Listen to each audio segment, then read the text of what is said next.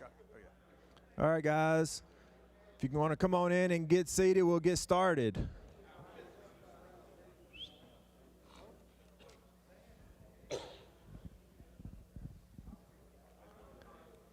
All right. Hey, how many new officials that hadn't introduced themselves? Do we have any new guys here? All right, right over here. What's your name and where are you from, and do you have any experience?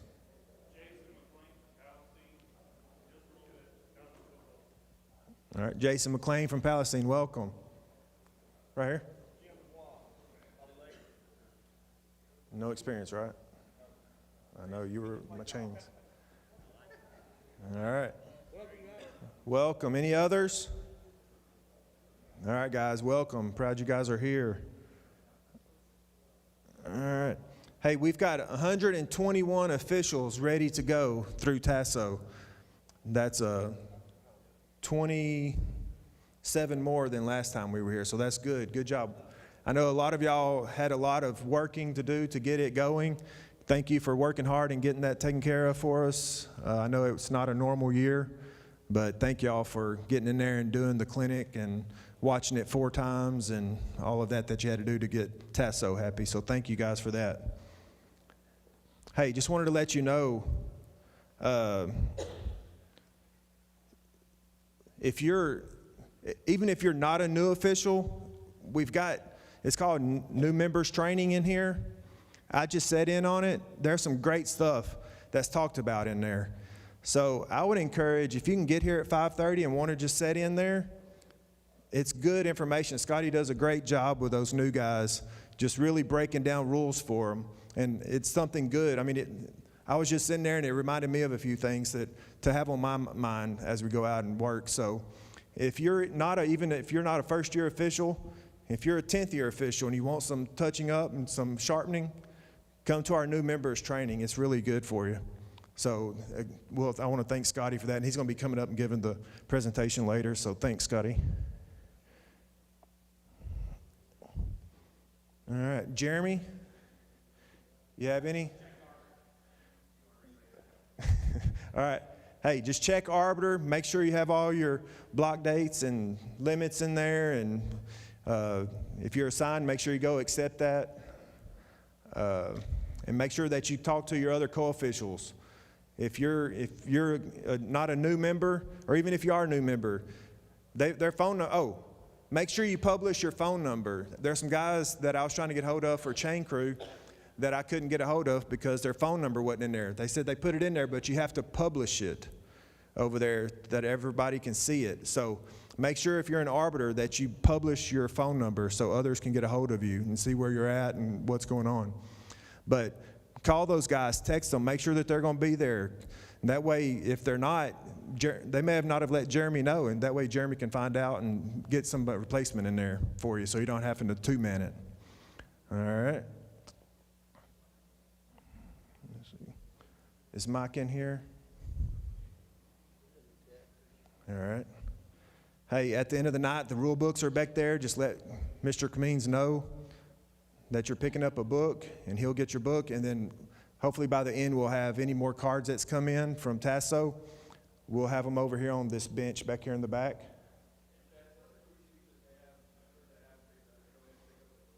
Yeah, and if you've got crew chief, or if you're a crew chief, or if you're a crew member and you know guys on your crew that's not here, that's watching online or whatever, if you're watching online, tell the guys that's here to pick up your book for you. All right, so we can get those out to you. Thanks, Tom. All right, Josh, Lance, or Larry, I'm sorry. The games for this week have been loaded into Arbiter if you just get on there and accept them. We did one more week of just the non-auto accepted. Starting next week, what we'll do is we'll load those on there, and they'll just be automatically accepted, and they'll just be notifying you that those games are in there. And so that'll make it a lot easier. I try to do a couple weeks at the beginning of the season where you're actually going in there and clicking accept, but we'll transition to the other.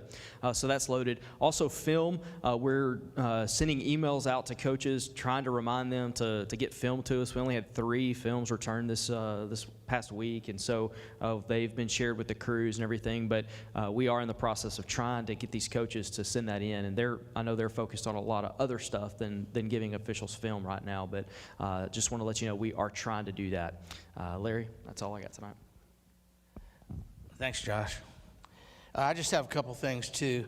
First off, I'd like to say thank you to our crew, some of our crews. We have a crew going to Lovelady, Texas this week on Friday night. Next week we have a crew going to Hemp Hill, Texas, which if you live in Nacogdoches, those Hemp Hill's not too far, and if you live in Crockett, Lovelady's not too far. But so I really appreciate your, these are games we picked up from the SFA chapter, extra games. So I really appreciate, Josh and I both really appreciate you guys stepping up and doing these games, even though you're going to have to probably make more in mileage than you will the game fee. But anyway, thanks a lot for stepping up and going the extra mile, and I do mean mile. Didn't receive one call from any coaches. Chad, I checked with Chad, he didn't receive any. So that's good. Let's keep up the good work. Anytime we can do that, that's a good accomplishment. We are starting to lose games due to COVID-19. We lost 2 games this week, but we got 1 back.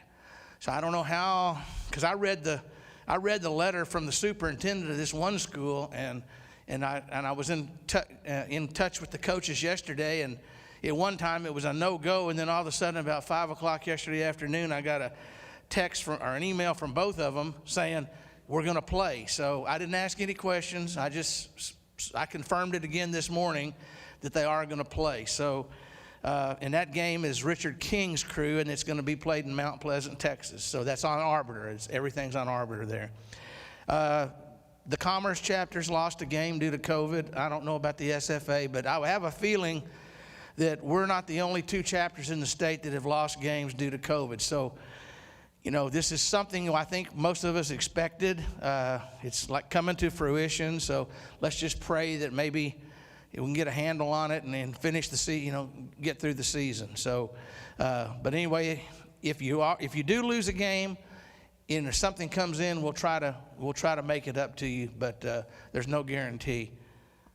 Foul reports. I didn't get any foul reports, so if you want to email those to me by Monday, sometime by the end of the day, Monday would be fine. But so, yes.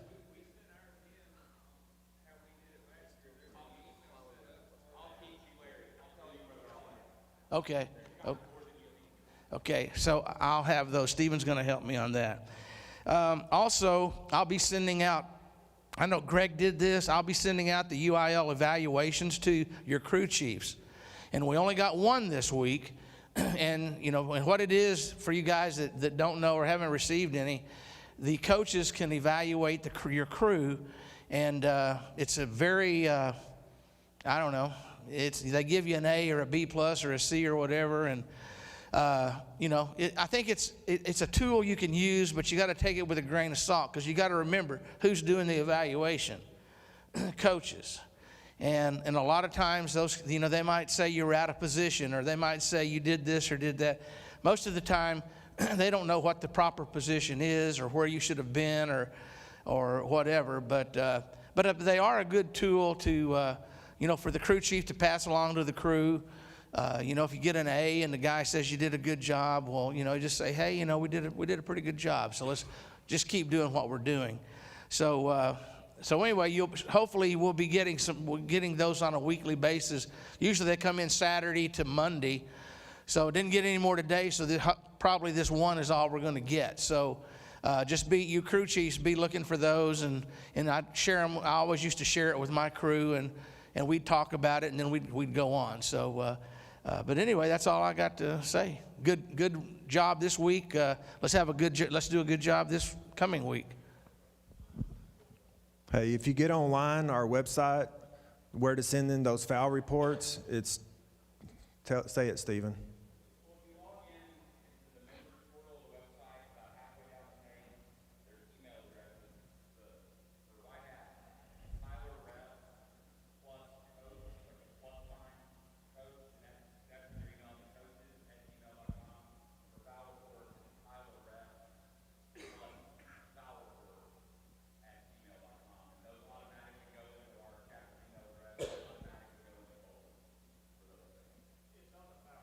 Yeah, I was thinking it was on the foul report, and so if you look for it, it's out there and you can find it. But if you go to the members portal, about halfway down, and you'll see it. And if you ever have any questions with that, call Josh or don't call Steve, and he's busy, right? All right, Lance. Or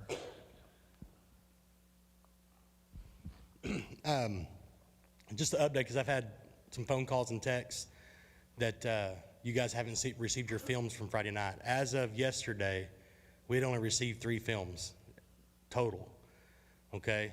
So I've asked Josh and Larry to get together, send an email out. We have to do this every year, guys. Send an email out to all the coaches, let them know, please send in your films weekly so we can use them. And we always make sure to tell them, guys, that film is it's one of our tools. It's our biggest tool, and I would say it's probably our only tool from a self-evaluation standpoint to get better, right? So they're going to send an email out to the coaches, try to get some more films in. Once we get some more films in, we'll get those shot out to you guys so you guys can look at them, and we'll have those things to you as soon as we can get them in, guys. All the some of the clips from what I have seen, I think I had 3 or 4 clips sent to me, plays that were sent to me, asked me, hey, take a look at this. And from all of this, from the standpoint that I can see, based on the camera angles, it looks like we nailed them. Looks like we got them right, which is excellent. One of them was a penalty enforcement that we actually did correctly, which was great. I'm still seeing some referees when you're setting, after a kickoff, we go to a 40-second clock, right? There's no 25-second clock, okay? Do we start it? Do we whistle it? Do we blow our whistles? Yeah. After a first down, run and play, falls down in bounds, put the ball down, I got first down. Are we whistling that? No. No whistles, okay? They've taken that away from us, which is fine with me. It's one less thing, right? All right. So I still have some guys that are blowing the whistle when they're marking first down, or after a kickoff, they're chopping it. Well, we already got the play clock going, so there's no reason to chop it, right? Okay? So just an FYI, make sure that we're using our whistle mechanics correctly, referees, okay? That's all I've got, guys. Scotty's fixing to do a presentation for us on DPI. go over, don't let the referees mess up the point toss. Okay. Yeah, I was just found out about that tonight. So there was an instance on this past Friday night, I believe it was one of our games that we had where we actually let the kids mess up a coin toss, okay? They flipped the coin, I guess they asked the kid, what do you want to do? And he said, kick, okay? At that point in time, I'm going to tell that kid, you don't want to kick. You want to defer. Is that correct? I'm going to correct him. And if he says, no, we want to kick, I'm going to say, you're deferring. And then I'm going to say, you're going to receive the football. Which way do you want to, to make sure we get it right. Don't let these kids mess it up, guys, okay? I've called for 21 years, and I've seen it one time where we had the coach actually wanted to kick both halves because the wind was so bad, okay? If that's the case, I'm still getting it right on the field. And then I'm going to go to the coach and say, Coach, your kid said he wanted to kick, and I said, no, you don't, you want to defer. And if that coach says, no, we do want to kick, then I'll say we're going to kick. I'll move it to a kick at that point, but I'm not going to let him mess it up on the field, especially if I'm mic'd up. Okay? Yes. Okay.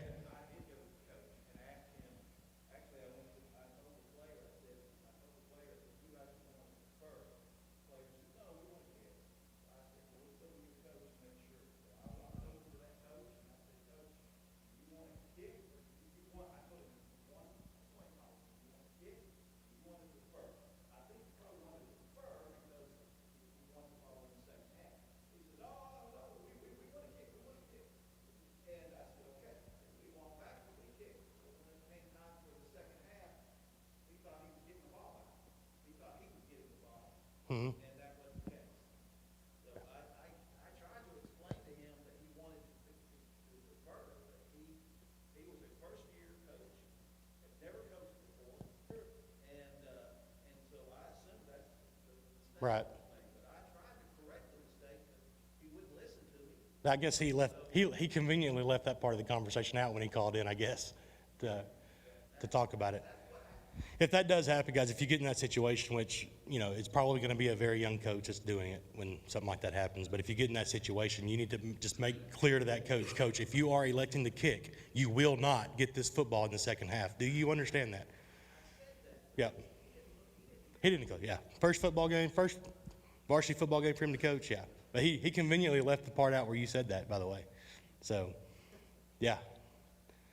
Anything else? Anything weird happened Friday night? Was it as hot as your game as it was at mine?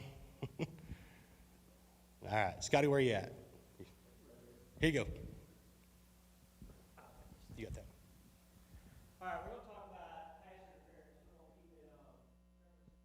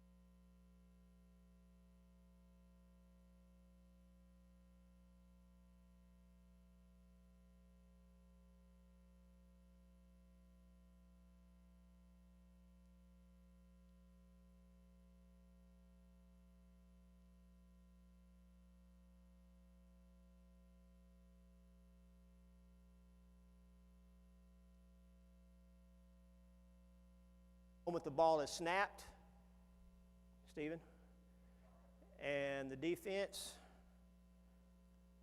they are restricted once the ball is thrown. Okay, next. You're going to have to click a lot. All right, and here's kind of a, it's not really an exception, it's just something that don't happen a whole lot, but if Team A is in a scrimmage kick formation and they throw a pass that simulates a punt, you know, real high, kind of trying to catch Team B off guard. Remember, that kind of negates DPI. You won't have DPI necessarily in that situation, but you could, you know, possibly have another foul. It doesn't negate all fouls. It only takes defensive pass interference off the table. They're kind of using a little trickery, right, to try to get over something on the defense. All right, next slide, please. All right, defensive pass interference. Remember, you got to have contact. No contact, you don't have interference. Contact has to be beyond the neutral zone. Has to be an intent to impede the receiver.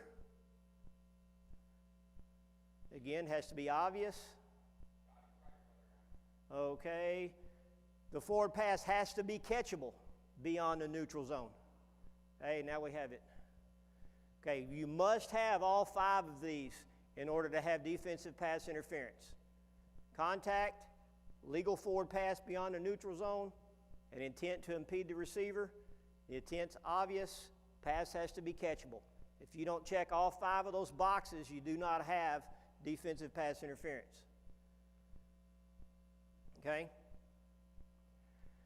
Remember, pass interference does not apply if the ball is tipped. So if the ball's tipped at the line of scrimmage and you got something silly happening downfield, you don't have anything. It's when your umpire's helping you out, right? All right, here are the categories for defensive pass interference, and we'll look at a couple of quick clips that explain some of these here in just a moment. Okay, you have the arm bar. You have one where the defender cuts off the receiver. Defender hooks and turns the receiver.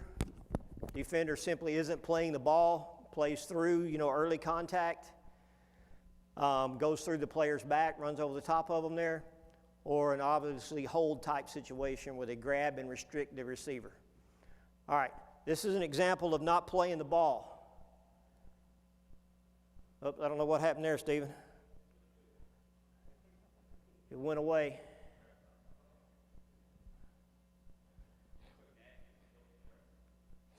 There we go. Maybe it started over again.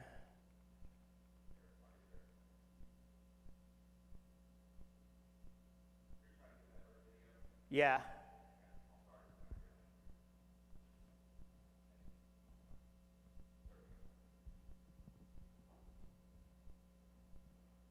This one's, really obvious. Early contact, wasn't playing the ball, wasn't even looking at the football. He just threw his hands up and ran over the receiver. All right, here's an example. This one may not be able to see this one. I think we get a couple of views, though. So if you could start this one.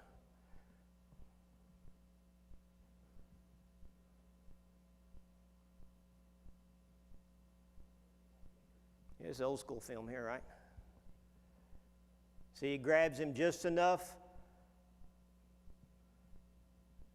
Grabs him just enough to restrict him from running further down the field. Here's an example of a cutoff. This is where the defender steps in front of the receiver to take him off their route or slow him down. So he just kind of steps in front of him to slow him down so that he can't catch the pass. Leans in front of him and cuts him off, right? Doesn't let him complete the pass.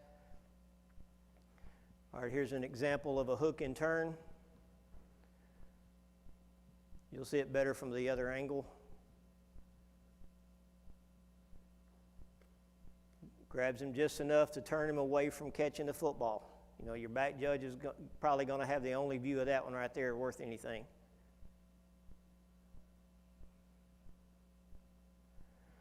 All right, here's an example of what an arm bar may look like.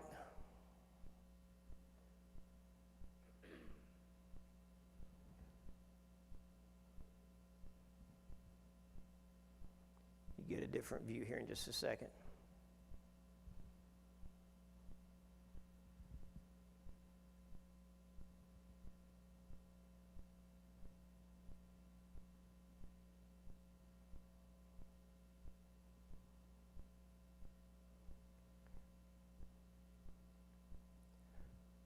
I think this one's got an end zone shot.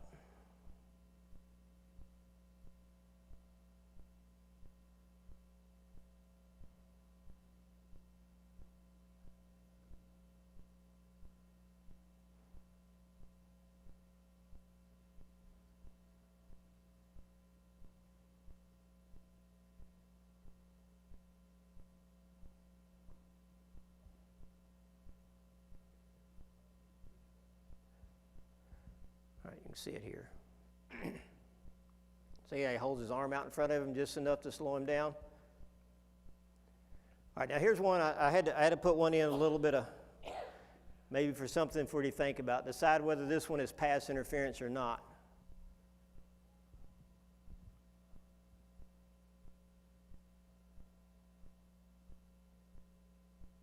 Happens kind of quick. Play it one more time, Stephen, please. If you look close, this ball, you can't really see it real well. This ball is actually tipped at the line of scrimmage, so when he pulls him down, it didn't show up real well here, but this one's an example of a tipped pass where you would not have pass interference. It was tipped at the line of scrimmage. All right, here's another one that's more interesting right here.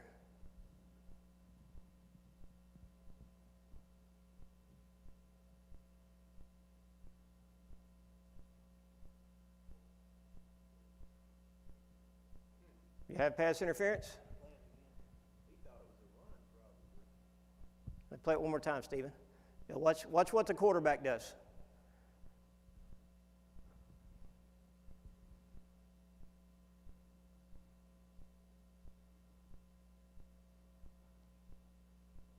So what do we got? What do you got?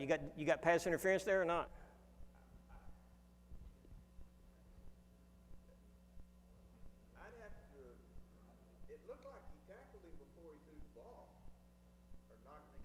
But doesn't the defender have, like maybe he wasn't sure where the football was, right? Right? Well, because we had what? We had a handoff and a reverse, right, and then a pass. Also, it starts from the snap without the offense. On the offense. You'd say it's pass interference? Whose key is that? Whose key is that? Who's gonna call that?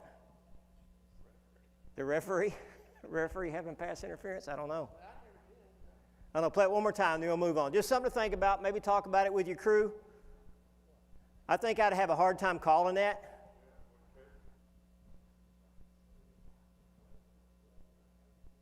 That guy probably supposed to tackle the quarterback every play. Probably. I think what I'm seeing is he took him off his route because I think he was the intended receiver. He was the intended receiver. So to me, that's why I said what I said because he pulls him away. He turns him and gets him away from the.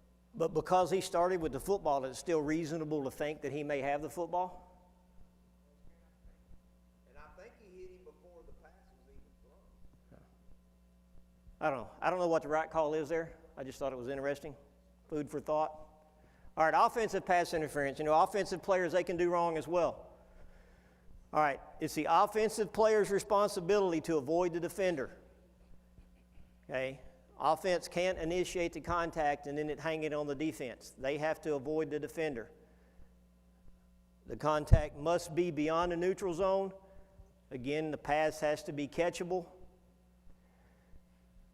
And then all bets are off once the pass touches any player or an official, right? It's tip ball, same kind of thing. And once again, the receiver and the defender have an equal opportunity to the football. The point being there is just because there's contact doesn't mean you have interference. Okay, what to look for when you're trying to judge whether you have offensive pass interference or not. You want to see if that receiver is creating space by pushing off. All right. Maybe he's trying to push him forward where he can turn back around and catch the ball, driving through the defender. Maybe he's blocking downfield while the ball's in the air. Okay? He doesn't necessarily have to be the receiver catching the football to be called for offensive pass interference. He could be blocking for his buddy, right? While he's blocking, the ball's in the air, he still has committed offensive pass interference. Okay, the old pick play, right? And then him turning into a defender. If he initiates the contact by turning into the defender. Remember, the receiver and the defender have equal opportunity. Okay, same thing. All right, this is an example of blocking downfield.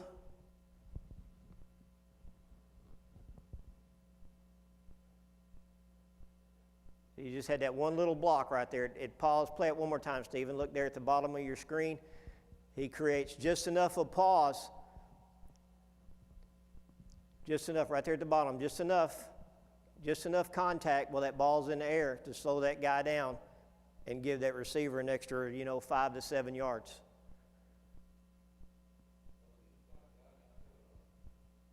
No, he was off the line. All right, this is an example of a pick play. I believe this is going to happen here at the bottom part of your screen right there around the 40-yard line in the hash mark.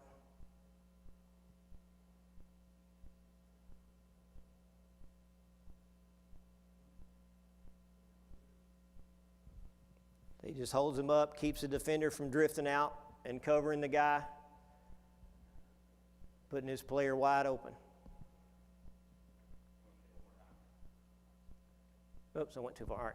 Yep, one more time.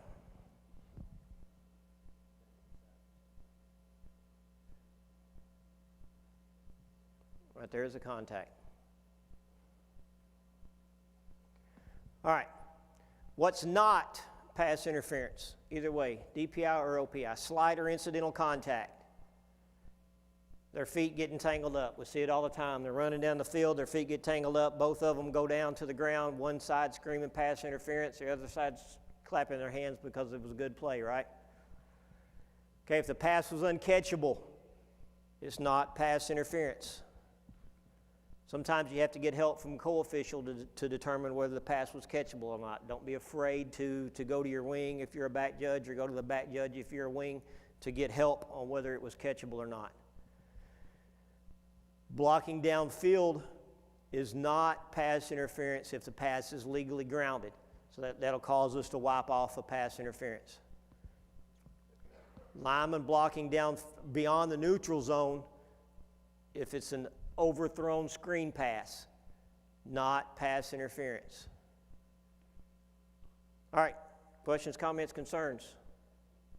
Pretty simple. Most all of our pass interferences are really obvious at our level, so it's not that difficult. All right, thank you for your attention, and I wish you all the best of luck. Thanks.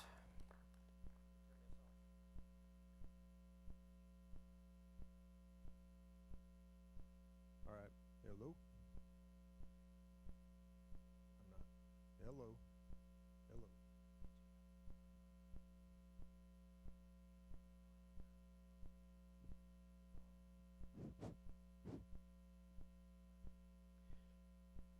Can you hear that?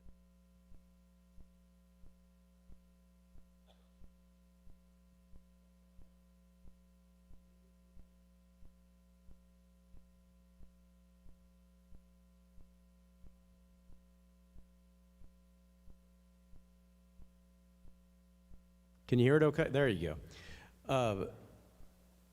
I know that we mentioned this very early on, but our scrimmages are over. As you know, we only had, a half or less of the scrimmages that we normally have. And why are we mentioning that? Well, because the chapter gets paid for scrimmages. And I think you referees were told to send that in to Chad, Josh, and Larry. And I know not everybody has done that.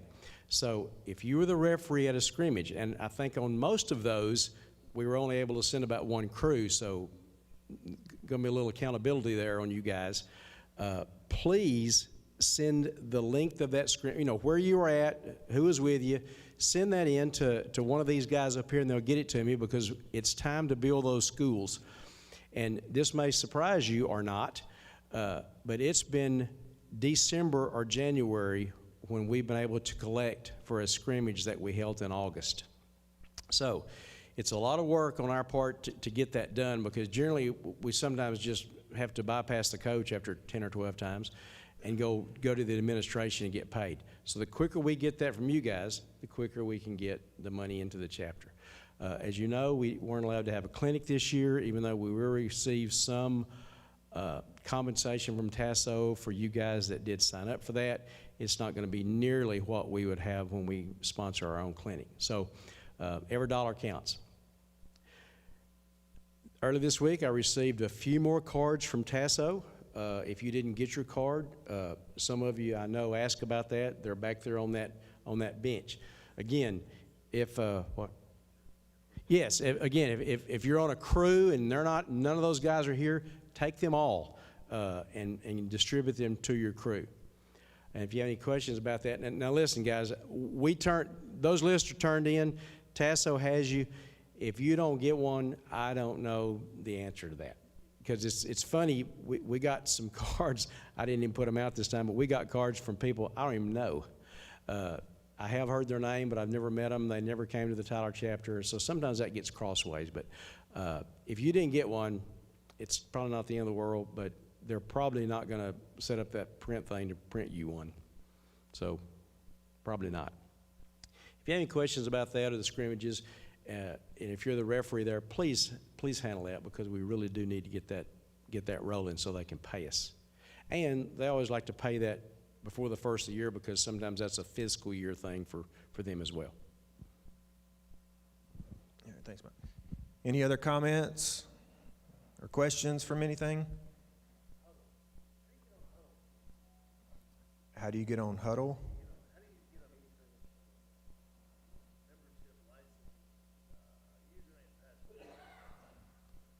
We'll get you taken care of. We'll figure it out. If anybody else is having a problem getting on Huddle, you should get a link sent to you. If you don't have a Huddle account, let one of us know, because Greg would usually take care of it, and so it's falling on some new guys. So we want to make sure we get you taken care of to get you in Huddle. So if you do have a game on Friday and we get the film in, you will get that film. So if you don't have a Huddle account and if you don't know what we're talking about, get with Josh, let us know, and we'll get you an invite sent to you. Is that clear? Hey, the film from last year is still on your account. If you didn't get one this week, go to one last year that you can learn from, and let's watch them. Anything else? Yes, no meeting next week. All right.